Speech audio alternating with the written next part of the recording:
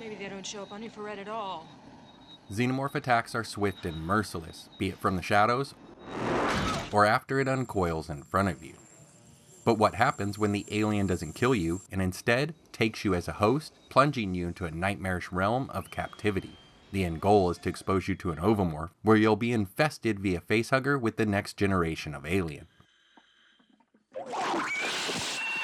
But before that can happen, the host needs to be taken and safely transported into the hive. And when the mental and physical assault is not enough to quell any resistance, they can resort to venom-tipped stingers and paralyzing saliva to subjugate their hosts. When a potential victim for implantation is chosen, the host is taken with brute force and ripped from their environment. The alien strength here is so overwhelming that they are able to leap away or simply drag off Marines in full combat gear with ease. Once in the grasp of the alien, the victims kick and flail wildly, but their efforts have no effect on the creature. Their screams are terrible, yelling out in sheer horror. But we also hear cries of pain and whimpers of a newly realized impending doom. Where's Basky? Where's Basky? The only time we actually see someone transported by the aliens in the films is in Resurrection, where Ripley 8 is being taken to the Queen. But she's not a host, and is more of a guest here as she's part alien. However, when hosts are discovered in the hive, covered in hive webbing, and before implantation, they are usually passed out or sleeping. So it's possible that the aliens are doing something that could induce this hazy or knocked out state. The victims have been under extreme duress and are likely to be paralyzed by fear and may be suffering from various stages of mental breakdown. Physically, they would be exhausted, in shock, and in some cases, in great pain. Any of this is enough to render someone unconscious, though they could just as easily knock you out with a light slap or by slamming you into a wall. It would appear that in most cases, if the host is compliant, there's no need for incapacitation. In Alien's Labyrinth, a team is taken by the Xenomorphs, and though they look horrified, they seem to give up quickly as they realize that they are overpowered, and any resistance could only make matters worse. A feeling expanded on further in this entry from its novelization. Paul stopped struggling when he realized that it didn't make any difference. He was using all of his strength up, and the drone that clutched him wasn't phased, still carrying him along without effort through the dim, foul passages. In Alien's Harvest, a dog is taken as a host, and it just goes limp, accepting its fate, and thusly is carried carefully into the hive.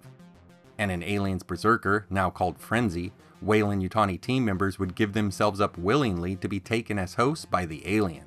They wore protective gear with a mask to cover their face, while making sure to go completely limp as to not accept the aliens and get torn apart. A risky move performed to locate the Queen's chambers, where their Berserker units can then home in on their signal and rain down absolute destruction. Now in the egg chamber, the victims are attached to a vertical surface with webbing secreted by the aliens. And in some cases, they would have their arms and legs broken to fit into its mold or to dominate a resisting host, like in this passage from Alien, Sea of Sorrows. The things held him down, and when he tried to fight, they effortlessly broke his right arm in 3 places. That pretty much ended his attempts. Still, that wasn't enough for the things. 2 of them leaned over him and vomited gray-black goo over his body. The stuff started hardening as soon as it touched the air, and they spread it with their claws and slathered him with it until he was encased in a silicone straitjacket. And when they still resisted in the hive from Labyrinth, the arms and legs were simply removed. James Cameron had initially intended to address the issue of transporting hosts by giving adult xenomorphs stinger-tipped tails, which appear several times in his early scripts and were meant to paralyze hosts before they were brought to the hive and entombed in the hive resin. In the film, Lieutenant Gorman is knocked out when he's hit on the head with some boxes in the APC.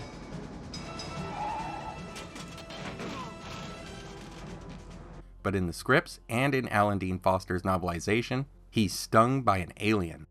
Gorman has plastered himself against a wall, as far from the door as possible. A latch lever behind his head turns. The small hatch against which he was leaning is ripped away, and something snatches him out of the opening. He disappears to the waist with a shriek, legs kicking. The alien clings to the roof, pulling him out. Its tail whips over, scorpion-like, and buries a 4-inch stinger in Gorman's shoulder. Hicks grabs a joystick at the fire control console and turns it rapidly. On the roof, the alien looks up as servo motors whir. A remote turret cannon, a 20mm chain gun, swivels toward it in a curt arc. Boom! The creature is blasted off of the vehicle's armored back and tumbles away. Gorman, slumped unconscious, is dragged back inside. We also see in the film that Burke is presumably killed by a xenomorph after locking himself away from the rest of the team.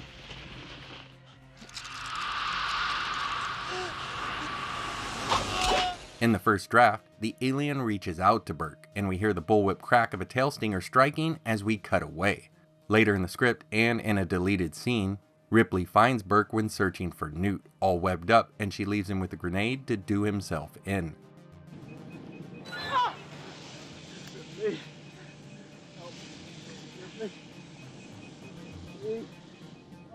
But if you listen to when he's taken in the film, you can still hear what I think was meant to be the whip crack of the tail before the cutaway. You could also hear what I think could be the remnant of that tail stinger striking with Vasquez as she wrestles with the alien in the vents. It could just be the sound of the alien and its appendages whipping around, but in the early script it is trying to sting her, so that it can further expand its hive. This idea would be taken a step further in the Kenner toy line with its scorpion alien, a xenomorph with a venom-tipped tail that could paralyze its prey. It's been rumored that the facehuggers in Alien Romulus have barbs on their tails and that they will hold them upright, perhaps when threatened, in a scorpion-like pose. Even so, the facehuggers have always been known to use chemicals to render their prey unconscious while they perform their duties, and in the novel Alien River of Pain, we learn that they can use their own saliva as yet another way to subdue their hosts. The little girl screamed, and then the alien vomited its sticky resin into her face. The girl choked on it and went silent. Her whole body jerked and then went still, driven into unconsciousness by shock and terror. And once more with this entry, the alien crouched above Chinovsky, who lay on the floor, alive but somehow paralyzed. His face and body armor were covered with a thick layer of fluid, some kind of mucus, but his eyes were wide and aware as the alien dragged him toward another branching corridor. Paralysis, she thought, but he'll know it when they put him in front of those eggs and let a damn facehugger implant a parasite in his chest. Knocking out hosts as they are moved into the hive not only makes for ease of delivery and for a smooth implantation, but it may also hide another sinister purpose. To ensure that if a host was to attempt an escape, they may not remember how they got in, or may just be too confused to find their way out of the maze of passageways that exist in a xenomorph hive.